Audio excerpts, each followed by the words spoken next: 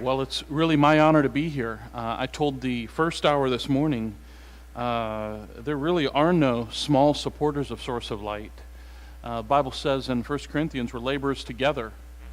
And so if anybody's small, it's those of us that are serving, and we're honored that you all have partnered with us for that long. I told the pastor this morning, we have a very unique ministry at Source of Light. Unlike a lot of mission agencies, we depend on support for the running of the organization the same way every one of our missionaries do. We don't take any admin fees away from any of our missionaries or any of our projects. And so what that means is we depend on individuals and churches just like every one of our missionaries. And so the fact that you support Source of Light is a very significant thing to me. And first of all, let me apologize for it being so long since we've been down here.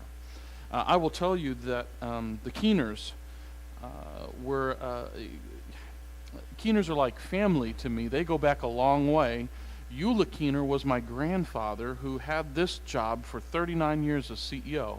Eula was my grandfather's administrative assistant. I don't know if I mentioned that before. But they also had a unique ministry where they were out in churches representing Source of Light, which is frankly something that we haven't replaced. You can be praying about that, because in the way that we operate, we really need people to be out there reminding people about what we do and getting people to pray for us. And so I'm thankful. You know, it's funny to me when I walk into a church that has supported Source of Light, they get our updates and so forth, because it's not like strangers. I don't come in here feeling like strangers. I see people who know what's going on at Source of Light. They're praying for us, and so it's really just refreshing to come in among people who already know me and just bring a little bit of an update. And so that's really what I want to do. Particularly since it's been a long time since somebody has been here, I'm really glad to be able to share about what Source of Light has become. I will tell you, my grandfather, for those of you that may have known him, his name was Glenn Dix. He passed away about 6 months ago, and of course it was a very hard time for my family. But nothing made my grandfather more excited than the day that he found out I was going to be his replacement. He did this job. He retired from it 15 years ago, so there was a couple of guys in between me and him. But for me to follow in his footsteps, it just really was an honor to him, really. He was so excited. And then to get to tell him that his grandson, my son, I'm his grandson actually, his great-grandson would be a third-generation Source Light missionary. That's just neat. But the days of my grandfather, who served at Source of Light for over 50 years, Source of Light has changed. As do most ministries, they morph a little bit, and what we discovered is we became a result of our own success in discipleship. If you are familiar with Source of Light, you know that we produce a lot of literature, and over the years we've produced hundreds of millions of little pieces of literature, everything from children's pre-evangelistic material all the way through adult discipleship curriculum, as well as our own Bible college curriculum. And so we have Bible colleges all around the world and so forth. But one of the things that people are a little surprised is we don't just do publication. And I'll talk about that in just a minute. But what has happened as a result of our discipleship ministries is we've created disciples in the ministry who now are serving in a variety of capacities around the world. We have 40 branches around the world, and I'll talk about that in a moment. But I want to start out with this basis for which we continue to serve, because there is still, I don't know if at some point people have thought maybe we've done it. Like, woohoo, we achieved it. We accomplished the Great Commission, so we can pack up and, but we haven't done it yet. There's still work to be done. And for the next few moments, I want to kind of talk about the work that is left to be done. You can see there's 16,500 people groups in the world, and 6,900 of them are still considered unreached. 3,700 are unreached, unengaged, no church, no missionary. to the equivalent of that's the equivalent of 366 million people, which is nearly exactly the entire population of North America. So what that means is, still today, there's the equivalent of a full continent of people who have no pastor, no church, no missionary, no evangelism whatsoever being happening in their language group. 366 million people. You know, 3.5 billion people consider themselves Muslim, Hindu, or Buddhist. That 70% of Asians have never heard of the name of Jesus Christ. How is that even possible in this day and age? That 30,000 people starve to death every single day. And that there are 18 million orphans. Do you know what the two leading causes of death globally are? I think sometimes you guys, when I say this, people have some fairly, unique answers that they think, oh, it certainly must be this. But this is number one at 19%, lower respiratory infections. What is that? That's the cold, that's the flu, that's pneumonia, bronchitis. 19% of the world population dies from lower respiratory infections. Number two, at 17%, diarrhea. Sorry if the terminology is uncomfortable, but 17% of the world population dies from problems with water, food, and hygiene. That means nearly 38% of the world population can be cured by something I could probably make a 5-minute walk to from here in just about any direction and find some gas station that would have enough medicine to cure me. Think about it. 38% of the world population die from curable diseases. And 100,000 missionaries are in the world, and 3% of them work among the unreached.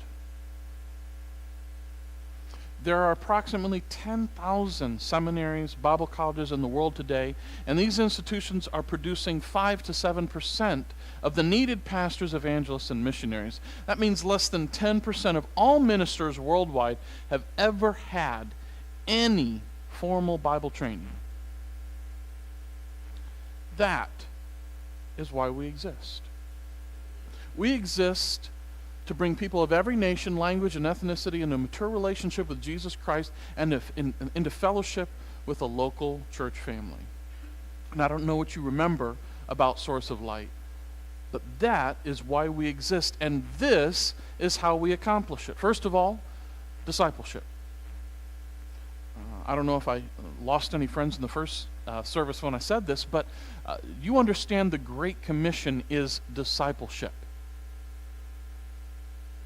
Sometimes we get the cart before the horse. I often am teaching a group of pastors, and one of the first things I tell them is, the Great Commission is not church planting. And boy, they really want to argue with me with that. You know, they'll start quoting a verse. I said, well, how about you use the verses in context? I said, now, this is coming from someone who's spent 25 years as a church planter and a pastor. All right? But you can do church planting and not make disciples. In fact, you can even have church and go to church and not make disciples. And so thus you're not accomplishing the Great Commission. I could have started 10 times as many churches if I had the right location and I had the right lights and I had a nice singing group and all of the things that so that the church would bubble up and maybe accumulate people and still not carry out the Great Commission. And so when people ask, and I try to keep it really simple, what Source of Light does, our focus is on making disciples. Well, in order to most effectively make disciples, we do church planting because that's where people are going to really grow in their faith. But you can do, as I mentioned a moment ago, you can do church planting and not be intentionally making disciples. Of course, the same is true of evangelism. In fact, right now, we have a huge evangelistic crusade going on in East Africa, where some American evangelists have asked if they could work with one of our missionaries in an area that feels very open to the gospel. But I'm not going to publish the numbers, and I'm telling you, they're publishing tens of thousands of people getting saved right now through the evangelistic efforts of this team that's there working with our missionary. But I'm not gonna tout those, because I have a sneaking suspicion that some people will say whatever they think you want to hear. Source of Light is extremely focused on making disciples. And so I can tell you, the only statistic I keep is around 25,000 last year. And those are 25,000 people that the only thing we keep track of is when someone is involved in one of our Bible courses, and they make a decision in the course, they are immediately followed up with the next course, and we get an indication that they made a decision. And so 25,000 people are involved in discipleship relationships, having made a decision last year. And that's happened for about that every year that I've been at Source of Light for the past 5 years. So we're also involved in edifying believers. And I'll tell you, one reason why sometimes us young people, I like to still think I'm a little bit young, but we try to be creative with our analogies and our acronyms and that type of thing. And so when I was rewriting what our purpose and our mission and our vision were, there was the temptation to let this edify believers slip into one of the others. And then I realized there's something unique about Source of Light, and that is we are focused on ministering in areas where people may never be able to get to church. For example, you're going to hear a little bit more in a moment about how we're going to make electronic courses available so that people that are in Muslim areas or strong Hindu areas who may not even be near another church for a long time, if ever, will still be able to be involved in a discipling relationship. We have, just in our Madison Discipleship School, which is one school we have in Madison where people can, by correspondence, be discipled, we have 38,000 prisoners. Now, some of them may actually come out into the population, but most of them will spend the rest of their time in prison. And so this idea of edifying believers, well, because not everybody will be able to get to church. And so it still is a significant thing that we're involved in, as well as developing and distributing Bible resources. These are the things that drive us. This is how we do it now, our core values. This is how we do what we do, and I'll just leave it up there for just a second. But one of the things that people are most familiar with us are the resources that were available. And by the way, because we're in church planting and medical ministry and all of the other things that you'll see in just a few moments, it doesn't mean we're doing any less in the distribution of our resources. But understand, these resources are only tools whereby people come to Christ and are discipled. And so we have to continue to show people how to use the resources that are available. But you can see from up here, we have our materials, anything from evangelism and discipleship all the way through adult discipleship and Bible college curriculum. So we have dozens and dozens of different courses that we have, as well as entire Bible college curriculum. We have Bible colleges around the world, and we have a Bible college actually in Madison, a 10-month apprenticeship program called Extreme Assignment, where students can come in and they're trying to figure out what next in life. Not really sure after they graduate. Maybe we've even had a few that have come a number of years after graduation, just because they really don't know, but they want to kind of commit their life to the Lord. They just don't know what it would look like. And so we have a 10-month program in Madison called Extreme Assignment. And what students do is they apprentice in different departments, learning the work of missions. It culminates in the end in a missions trip cross-culturally. And through the year, they're also taking our own Bible college classes.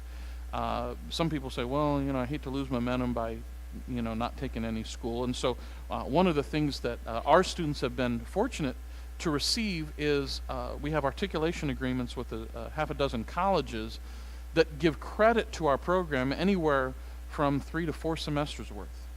My own 2 daughters went through the program, and both of them got 2 years of college credit at Piedmont International University in Winston-Salem. And so if you know someone who has graduated from high school and is really looking for something next and just doesn't really know where to go, have them come talk to Ronnie or myself, or they can just take one of our brochures. We have a brochure back there that says, oh, there it is right there. It says Extreme Assignment on it. Take a brochure, pray about it, and get in contact with us. But anyway, so we have, besides the literature in 140 languages, we're also working now to develop in some more creative, besides piece of paper distribution systems. My son Ron graduated from Liberty University about 1.5 years ago in the business department, and has been really working on developing the other, what we would call alternative media, but are really mainstream media, and allowing Source of Light to be kind of cutting edge in delivering our message. So Ron, why don't you come up and tell them a little about you? My name is also Ron Barnes. I'm responsible for organizing the audio lessons that we're working on and the online courses. The audio courses are pretty unique because we've been primarily focusing on making these courses in like paper forms. And a lot of the world is either unable to read because they're blind, or they are not educated enough to know how to read. So making them in this form allows us to take these little devices into villages where these people can learn and be discipled without having to know how to read. But the online courses have a huge opportunity because we have thousands and thousands of people that are taking these courses the hard way by mailing things back and forth and then waiting for a response to come back. And I don't know if you guys have mailed anything lately, but I mailed 55 things in the last like 3 years, and all 55 of those were last month, and they were my wedding invitations. And then 3 of those got sent back because I put the wrong address. So it's easy to mess up, and then you gotta wait even longer. But I don't think Christians should be behind in the times on everything. We should be right there on the cutting edge, taking advantage of new opportunities and new ways to reach people and disciple people, especially in ways that they're more used to. So if you're looking to get involved, we are in the next few months looking for people who speak Spanish or Portuguese or French to be able to begin working on some of the audio and recording for these lessons, but it only works if you're fluent, not if you think you know Spanish. Hablo. But between those 3 languages, a considerable amount of the world will have access to good quality discipleship, and that's really what our vision is for this. So if he has his way in the next 1.5 years, we will take all of those courses that we have, and we could have them in 5 languages, making them available online. I'll tell you what's exciting. I don't have my phone up here, but I told the morning session this morning, I was in India 2 weeks ago, excuse me, where there's a mass pilgrimage going on in the region of Calcutta, where devout Hindus are traveling to the Ganges River. It's a holy river according to the Hindu faith. They're en masse. They're heading to the Ganges River, where it meets the Indian Ocean, right near Calcutta, and they're going there to be baptized in this river. And so these devout Hindus who are there on pilgrimage, just the weekend that I was there, the one Saturday that I was there, they gave away 3,000 Bibles. And 3,000 of one of our courses called Who is Jesus Christ? Not 3 days later, I got an email, well, it's actually a WhatsApp message, and they showed me a video of those same Bibles, not the same ones that we passed out, but of somehow they had gotten a hold of other Bibles and our materials and were burning them. And that's what happens when people who are against the gospel get a hold of the gospel, get a hold of these resources, which is why the type of work that Ronnie's involved in is extremely important. Because I don't know if you remember back in the fall, the CIA was asking Apple to give them access to phones, to their iPhone. Well, if the CIA can't get access to your iPhone, then neither can your nosy family, your nosy parents, or your nosy children, or your nosy neighbor or something like that, who's trying to figure out, have you started studying the Bible? We can put these courses so that they can be developed so they can either be done online or on your device. So an Apple or an Android device, we're very close, probably within a week of starting the beta testing in English. And then we're hoping, once again, if Ronnie has his way, in a year and a half, to have it available in English, French, Spanish, Portuguese, and Chinese. And if we can do those in the next 2 years, it would mean having access to 1/3 of the world's native speakers in those languages. 1/3 of the world population speaks one of those 5 languages. And then slowly we'll start to roll out the other ones. So be praying for Ronnie. Ronnie has just started raising support. He's trying to get out there into individuals and churches, and so be praying for him. We need him to see this through. And I'm, of course, thankful that he's here with us even today to be able to share. But, and I'll just, as I am kind of finishing up with my Source of Light stuff, of course, we're serving on every continent around the world. We have 40 branches on every continent. We're doing everything that any other mission agency that you know about, have seen, have missionaries that have come through. We're doing the same thing. One thing that makes us unique is we also have our own resources that not only we use, but a lot of the other missionaries that that you support, are also utilizing our curriculum.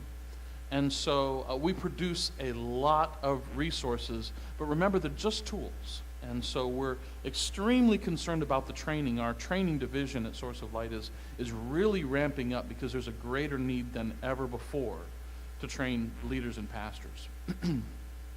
I'll talk more about this towards the end, but in order for us to continue operating the way we have, we need a lot of help. We need a lot of partners, and I have at our display, I have a way for you to be involved. We have discovered we have replaced 25 full-time people with volunteers. In other words, people who come to Madison and they give us a week, they give us a few days, they give us a month, and they just volunteer doing various jobs around the ministry. As I mentioned before, because we don't even pay any of our staff, any of our missionaries, they all raise their own support, and we don't take any admin fees, and so that means we need a lot of help. And so we have a lot of opportunities for people to serve. And so I'd encourage you, if you are at all challenged, to consider doing anything in some kind of ministry. And you might say, well, what I really like to do is lawn care. Great. Because we have a 25-acre campus and about 15 houses on it that some of our visiting missionaries and so forth stay in, as well as 2 very large buildings. So I don't care what you have to offer. We just need a lot of help. So I'd ask you to consider doing that. If you have any questions about what Source of Light does, of course we have this particular book called Explore Source of Light, and it'll tell you a little bit about the ministry Source of Light is involved in, as well as the Reaper. The Reaper is our quarterly that comes out, and what the Reaper tells you about how the ministry of Source of Light just brings up-to-date stories about what God is doing around the world. I have some at my display. If you would like to sign up for the Reaper, there's a little sign-up sheet back there. You can take one of our little cards. Looks something like this. It's not that exactly, but it says information sign up, and then you can be signed up for that. or if you'd just like to know more information about how to serve. I'd also encourage you to take one of my prayer cards. Of course, it has Ron on there, but it also has one of them is my wife. Don't be misled. Often, she was with me last week at a church, and you could tell they didn't think she was my wife. They thought she was his wife. And I was telling them, she was embarrassed by it later, but she said, I said, she's only 1 year younger than me. She says, you don't have to tell them that part, I'm like, why? Because I look old or something, But anyway, my whole family's on there. They're all getting to be young adults, and so my wife just told me the other day we have to make a prayer card of just us. And so he gets married in 3 weeks. My other daughter gets married in June. And my third daughter graduates from the university in Piedmont International University in May, and she's working on it, getting married. So anyway, this is going to be an interesting year for sure. But do take one of these prayer cards, because this is a great way for you to remember to pray for me. I'm not that into myself. I know what my limitations are, and this job is bigger than me. I will tell you, I get off a plane. I'll next week to 7 days from now, I'll be in Jamaica in meetings, and I rarely know exactly what God has in store for me. There's always some crazy surprise. I have been arrested. I've been chased out of towns. And, I just don't ever know what I'm going to face. And so I need the Lord to give me a lot of wisdom, the right thing to do and to say, and then the right time not to say anything, and which means I need a lot of prayer. And so I hope you will add my family to your prayer list. Well, this morning I wanted to draw your attention to a passage of Scripture, Romans chapter 12, if you turn there in your Bible. Romans chapter 12, beginning in verses 1 and 2. And really, this passage of Scripture came to me as I was meditating about a situation that I was grieved about. I was really struggling with. I had gotten a phone call, and on the other line was one of our African directors, and he said, Ron, could you come to Africa next week? And I'm not a very important person, but at this stage in life, I have less control of my schedule than ever before, just because I'm traveling all the time.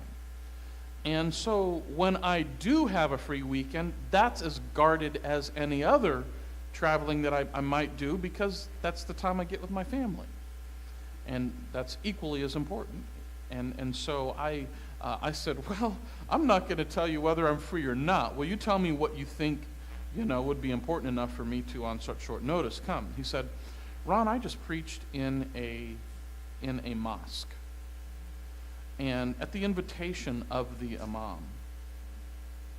And that mosque is filled with believers. And what this imam asked from me is, he told me that his ministry came into contact with one of our books called Who is Jesus Christ? And he would like to have it translated into Arabic and to this local language, like a parallel version. But besides that, he would like for you to come and train these underground Muslims how to utilize these resources. So, well, that's kind of a unique situation that I might consider on such short notice getting on a plane to go visit. He said what they will do is from 6 p.m. to 6 a.m. in the darkness of night, they all gather. They gather from all parts around this particular country, and they gather to worship, and they gather to study. Because they have chosen, these are Christians that have converted, or these are Muslims who have converted to Christianity, but decided not to leave their mosque and their culture because they want to reach their loved ones with the gospel. Which you have to understand is extremely dangerous. And so what they do is they gather once a month in this capital city in different locations so it can never be found out. and they get trained and they worship. And so on this particular Friday night, it was my turn to come do the training and the teaching. And so we spent from 6 p.m. till about 4 a.m. because I had to leave to go to the airport. But right as I was starting to gather my stuff and think about leaving, they said, Pastor, would you just wait a moment? They said, we're not a church. We're just a fellowship of Muslim background believers. And we come here once a month for fellowship and for training and for encouragement and so forth. But, many of us have not been baptized. They said, would you baptize those of us that have not been baptized? And so in a kindergarten in this East African country, in the bathroom in a tub, I'm baptizing Muslims and imams. And I will tell you, it was one of the most surreal situations I've had in ministry. I packed up and dried off and headed to the airport, and I got on the airplane, and I wrestled a little bit. It started a stirring in my heart. So I said, God, why is it fair? Why is it fair for me to be able to leave this kind of danger that they are inevitably going to face? It's one thing to become a Christian. It is another in their culture to be baptized. That will become known. And there are always consequences in the Muslim culture for a Christian that converts. And sometimes it's death. I'm fully aware. You know what? I was tearing up as I was baptizing. Because they've taken on a new identity, and the new identity involves real danger. I said, why? I was wrestling with this spirit inside of me. I said, Lord, why is it fair? Am I sacrificing enough? I'm going to go home to a place that there's not this kind of persecution. Am I really offering enough of myself for you? And so this was really something I was struggling with. I committed my family and my life to the Lord many years ago. I said, you take me where you want me to go, and we did. We spent most of his life in a foreign culture, and I said, but was that it? Was that enough, God? And the Lord used this passage of Scripture to really help me understand that it's entirely possible that the path that he has me on, and hopefully that he has most of you on, is an even bigger challenge than being willing to offer up your life one time, but rather that you would give your life over daily as a living sacrifice. And so we pick that up in Romans chapter 12, beginning in verse 1, where Paul refers to this different type of sacrifice, where the pain is frequent, chronic, daily, to offer ourselves as a living sacrifice. Verse 1, I beseech you, therefore, brethren, by the mercies of God, that you present your bodies a living sacrifice, holy, acceptable unto God, which is your reasonable service. And be not conformed to this world, but be transformed by the renewing of your mind, that ye may prove what is that good and acceptable and perfect will of God. And I'll just leave that up for a second. As I was wrestling with God, that's me in the back, and you can see in the front, these are those guys. It was probably one of the most unique situations I've ever been in life. I was in a room where it looked, for all intents and purposes, it looked like some kind of Muslim gathering. When Paul referred the Romans in Romans chapter 12 to verses 1 and 2. He had a compulsion to share two challenges. First of all, he challenged them to leave that which is comfortable. I think somewhere in Christianity, somewhere along the way, we have decided that there's some sort of validity about us doing the will of God by receiving some kind of peace. Have you heard someone give a testimony? I knew this was the right decision because God just gave me a peace about it.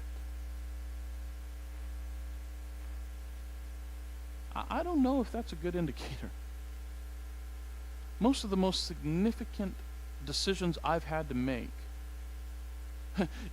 the first one about taking 3 kids into former socialist Central Europe, where I knew the education, the best way they would learn the language was to enter into the school system, and I knew those teachers were going to be tough on my kids, and some might even be prejudiced against them. But I committed them into their hands. Now, I knew beyond a shadow of a doubt that God had called us to do that. But I wasn't at peace. Sacrifice rarely involves peace.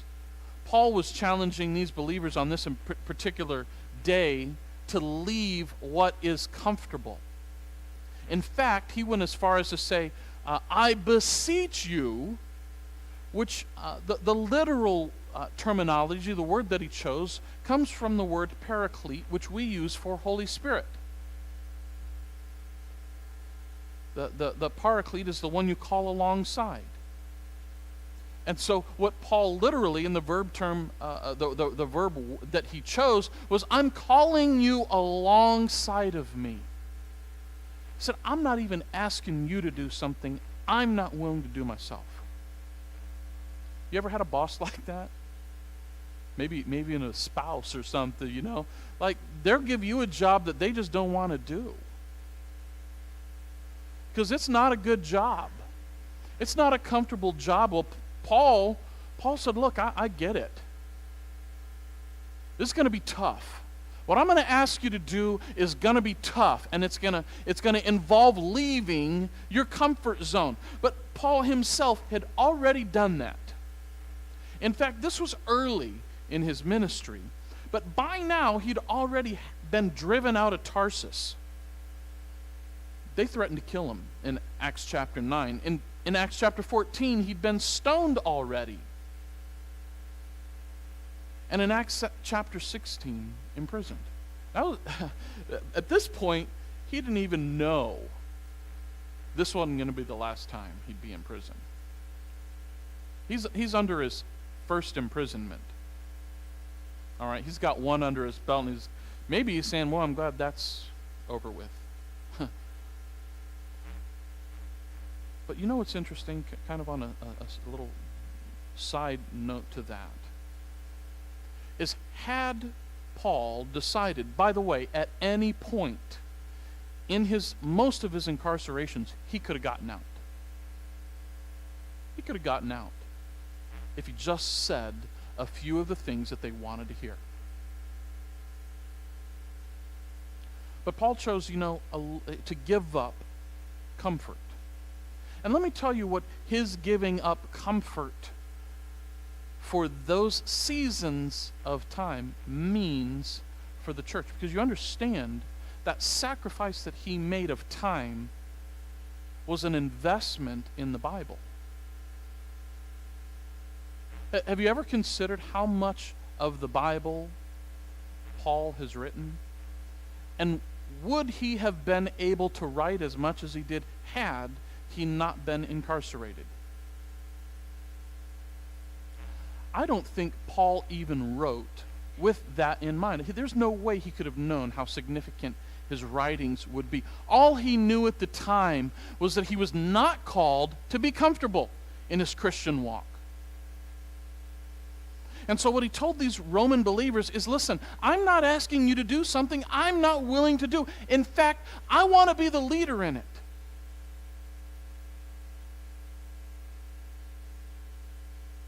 And so we challenge them to leave what is comfortable.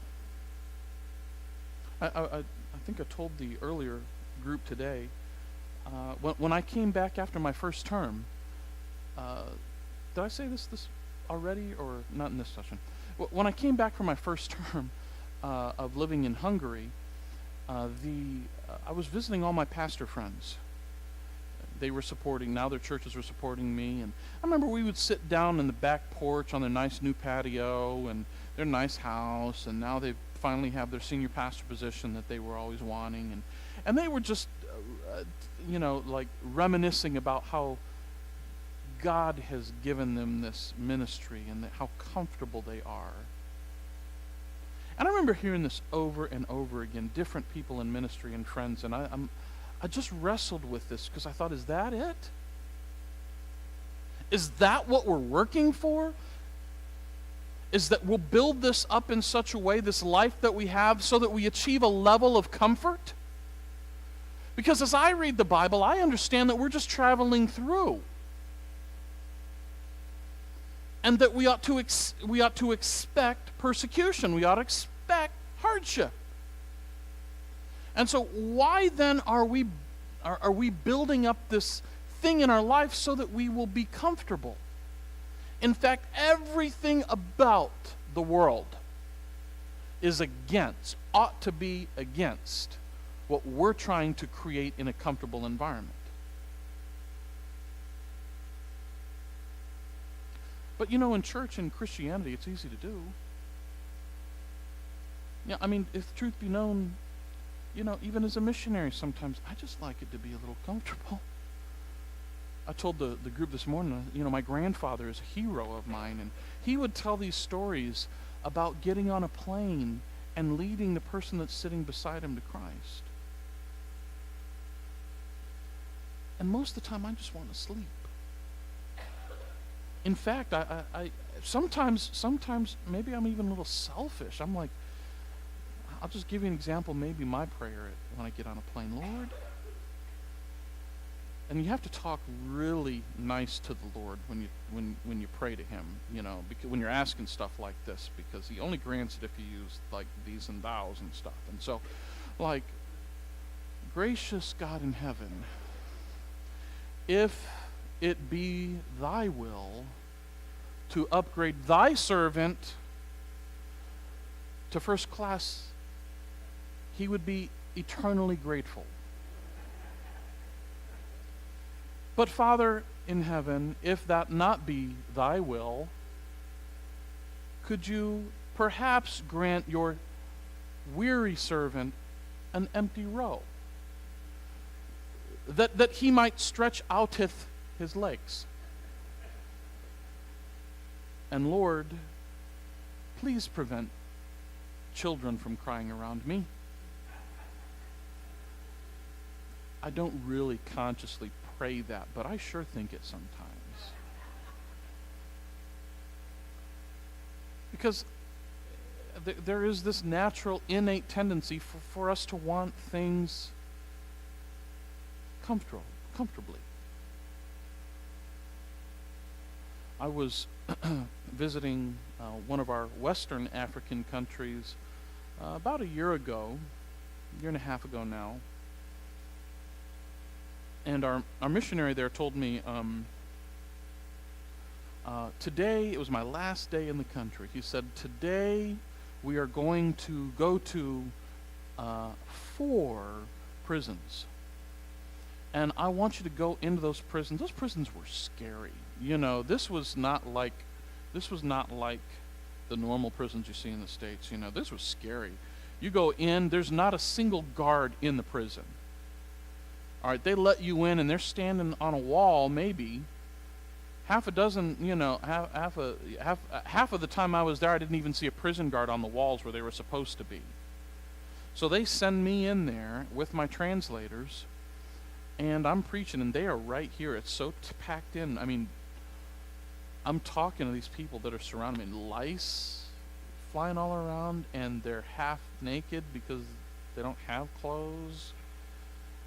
And, I'm thinking about shanks and things like that you see on television, I thought that's as bad as it's going to get that day. But we went from prison to prison to prison like that, and on the way, the pastor, our church director actually for the country, was telling me, he was telling me all of these stories about all these places that they're ministering. They have a significant ministry of church planning, but he said there's one area, Fiokonji, that is really a challenge for us. He said they have driven out our evangelists half a dozen times. They have literally driven them out. They've beat them and kicked them out. And they've threatened me that they would kill me if we tried to start a church here. He says, so we need to really be praying about that. I said, okay. So, we went to all of these different things. We spent about 12 hours in a vehicle that day, and I was beat. I was exhausted. And we show up to the last event of the day, which he'd already kind of told me about, that we would go into this one village that they're trying to start a church in, and he wanted me to preach an evangelistic message and then give an invitation, and with that group of people they were going to start a church. And I was like, okay, great, that's exciting. I don't get to do that type of thing, that's they're doing all the groundwork, and I get to go preach that message. And so I was so excited, And we start pulling in, and we pull up. We have this little bitty car, four-door car, and we start to get out, my translator and my director and everything, and they said, well, this is Fiokonji. This is the place they said they would kill you if you tried to start a church. And and they're like, they're like not even acting like anything's going on. They're like, so what you're going to do is you're going to get up. The whole town council, who by the way are the one that announced that they will kill him if he comes back into town to start a church, they're behind me as I preach. And he said, don't worry about them, just get up there and preach. And so I start, but I'm using my peripheral vision. I'd already been in prison earlier that day. I was looking for Shank, so my radar was on, but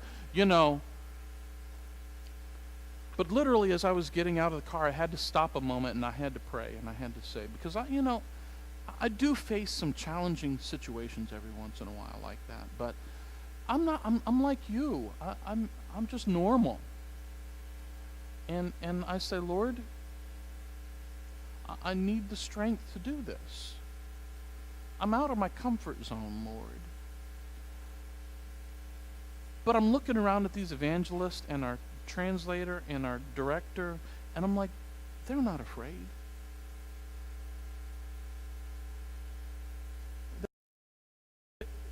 And if they're not going to be afraid, neither am I. So we went up. I spoke. About 50 people at the end raised their hands of a town about 400. And they gathered in the center aisle thing. They sent the children back because they didn't want to be accused of proselytizing children. So there were about 30, 35 left. And my director said, come back next week at the same time where we will start the Bethany Baptist Church.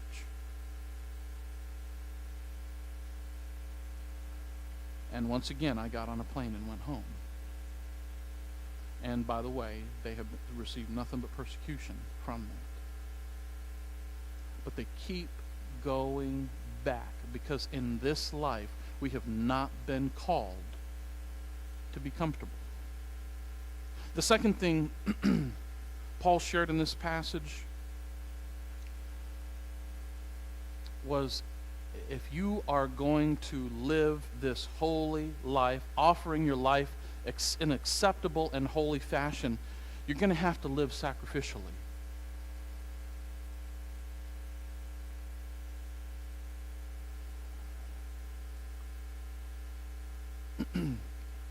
When in the Old Testament a sacrifice was made, there was nothing but the best that was offered. If you offered something that was less than best, it was dangerous. The passage says, offer holy and acceptable. I think when we hear that in English, we kind of we kind of water that down a little bit. When we say acceptable, sometimes, your kids clean their room and they say, okay, so what do you think? You're like, well, in your mind you're saying it's not clean, all right? But at least you shoved it under the bed, or you put it in a corner in a closet or something. And so it's almost like you're like, it's acceptable, all right? That's not what this is referring to. And I want to pose for you this morning that that's the problem. So we somehow think that by offering something less, some sort of mediocre gift of our resources or our time or whatever it is, that maybe it's enough. And God doesn't want just the bare minimum. He doesn't want anything with any kind of blemish. What He's looking for is the very best we have to offer. And so I'm tired of hearing when someone is challenged like a message like this, and they start even talking about finances. You're like, you know what? I know what I'm going to do now. I'm going to give up a latte at Starbucks every week so that I can support a missionary. Like, that's a sacrifice. When's the last time you offered something, whether it was your money or your time, and you really had to question, can I afford to give this? We tend to offer what doesn't cost us anything.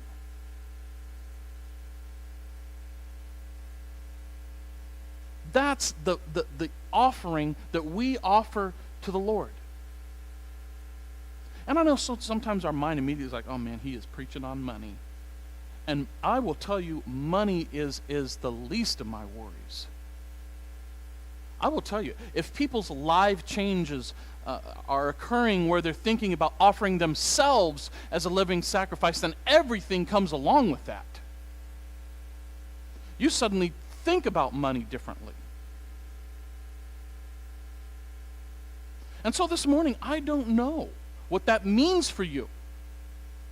I do know that I myself have to continually wrestle with this and ask the Lord to move me from what is comfortable and to offer myself sacrificially. And you might think, as a missionary, that must be easy. No, as a missionary, it's just as hard. I could get through this job as a missionary and write you nice letters about what I'm doing around the world and still convince you that I'm sacrificing and not sacrifice.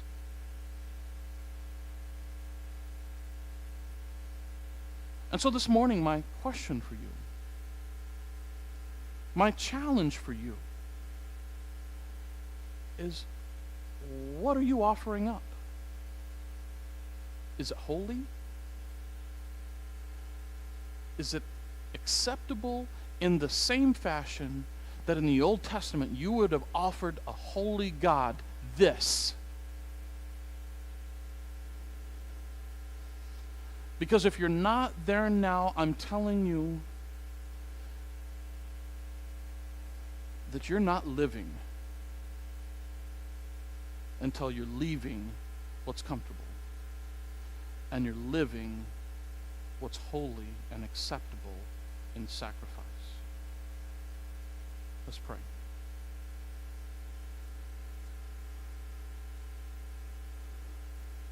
Father, there's no hidden agenda in this, in my mind.